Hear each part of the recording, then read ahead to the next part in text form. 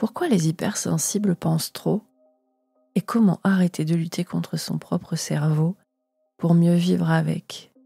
C'est tout le sujet de ce podcast. Bon, soyons honnêtes.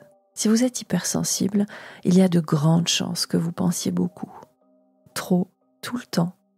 À tout et à rien, à ce que vous avez dit, à ce que vous auriez dû dire, à ce que quelqu'un a peut-être voulu dire, à ce que vous ferez demain si le monde s'effondre entre-temps, et à ce que vous avez oublié de faire hier à 16h37. Bref, ça pense, ça mouline, ça n'arrête jamais. Et vous savez quoi? C'est normal. C'est même neurologiquement explicable. Selon Hélène Aron, la pionnière dans la recherche sur l'hypersensibilité, le cerveau hypersensible présente une plus grande profondeur de traitement. Cela veut dire que l'information, elle ne passe pas simplement.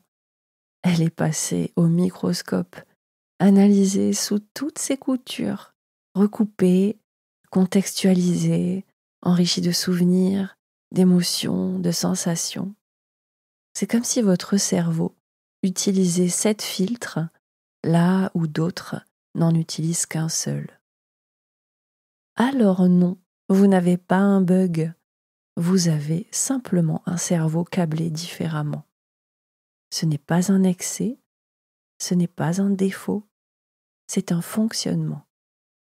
Le cerveau hypersensible est souvent suractivé dans des zones liées au traitement émotionnel, à l'attention et à l'empathie, et même les IRM cérébrales, réalisées sur des personnes hautement sensibles, montrent une activation plus intense du système limbique, et notamment de l'amygdale, cette petite structure qui réagit au danger, à l'émotion et à l'intuition.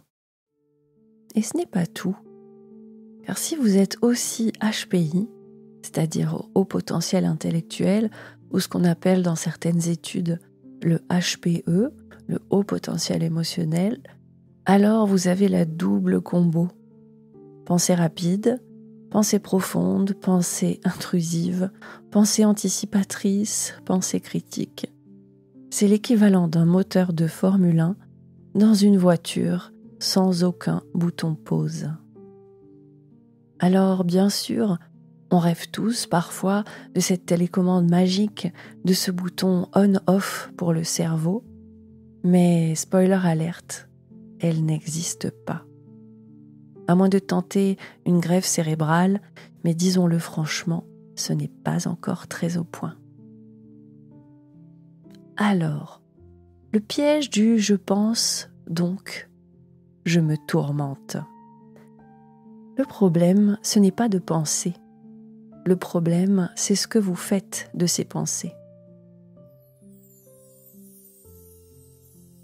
La pensée hypersensible a une tendance à s'accrocher aux micro-détails, à anticiper les pires scénarios et à ruminer les émotions passées. C'est ce qu'on appelle en thérapie cognitive la rumination mentale. C'est un mode de traitement répétitif, auto-centré et souvent auto-critiqué. Et plus on résiste, plus ça persiste. Le cerveau n'est pas fait pour ne pas penser, mais il est tout à fait capable d'apprendre à penser autrement. Alors, voyons voir comment apprivoiser sa pensée en douceur plutôt que de la combattre. Alors que faire? On ne coupe pas une rivière, on apprend à nager dedans. La méditation, par exemple, n'est pas là pour arrêter les pensées, elle est là pour créer de l'espace entre vous et vos pensées, pour vous permettre de les observer passer sans y croire automatiquement. L'autocompassion et l'acceptation, comme on le fait dans la thérapie ACT, permettent de se dire « Ah tiens, encore cette pensée-là qui revient. Bonjour toi ». Au lieu de se juger et de vouloir la faire disparaître. Et pourquoi ne pas réorienter cette activité mentale débordante vers votre créativité? Écriture, peinture, musique, cuisine, jardinage. Votre cerveau hypersensible a un générateur d'idées intégré. Il ne demande qu'à être utilisé dans une direction choisie. Et vous êtes souvent nombreux à me demander comment est-ce que je fais pour trouver toutes ces idées de podcasts et de séances au fil des semaines. Vous avez maintenant la réponse. Je réoriente mon cerveau d'hypersensible pour qu'il pense de manière créative, pour qu'il s'active et qu'il mouline sur des choses utiles, utiles à mon travail, utiles à mes passions et utiles à vous, mes chers jardiniers du cœur. Alors, si nous arrêtions de vouloir être quelqu'un d'autre, le problème avec le développement personnel actuel, c'est qu'il nous pousse à devenir quelqu'un d'autre, à devenir une meilleure version de nous-mêmes, comme si celle que nous sommes n'était jamais assez. Et ça, pour les personnes hypersensibles, c'est un vrai poison. Vous n'avez pas besoin d'être moins sensible, moins intense, moins fatigué, moins émotif, moins penseur. Vous avez besoin d'accepter ce que vous êtes, exactement ce que vous êtes. Avec un câblage neuronal différent, une richesse intérieure immense et une lucidité que peut-être d'autres n'auront jamais. Alors non, vous ne deviendrez pas cette personne zen H24 qu'on vous vend dans les manuels de développement personnel. Et c'est tant mieux, parce que votre sensibilité est une compétence cognitive, un potentiel émotionnel, une richesse humaine. Alors, voici les clés à retenir pour aujourd'hui. Vous n'avez pas un cerveau cassé, vous avez un cerveau très très vivant. On ne pense pas trop, on pense profondément, émotionnellement, rapidement. Et ça, c'est un atout dont vous pouvez faire quelque chose. L'enjeu n'est pas d'arrêter de penser, mais d'apprivoiser sa pensée.